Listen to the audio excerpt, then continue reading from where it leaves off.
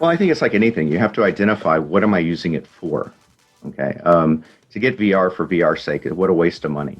But if you know that you're getting this because you're going to solve coordination problems or you're getting this to solve these specific issues. So I think that would be the first place to start, and VR for construction is nothing new, right? There's an organization, I think it's called Constructive VR, something like that, but a quick Google query will show you it's in its 20th year, and it's called like the event, conference for virtual reality and construction applications.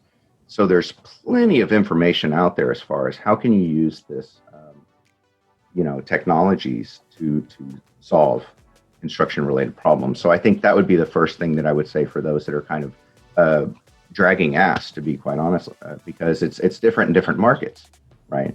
And I'm seeing the adoption of, the conversations are much different. The hacks even are much different, right? Here in the States, we'll hear a hack where people are like, oh, well, let's use 3D to go into this type of environment and then display the information. Whereas, that same hack, if I heard it in like, say, Europe, let's use IFC to go into this other standards type thing to then, and so the thoughts are further along. So I would say, one, look at what's happening across the pond, right? I mean, building is very localized, but I think a lot of us share a lot of the same problems.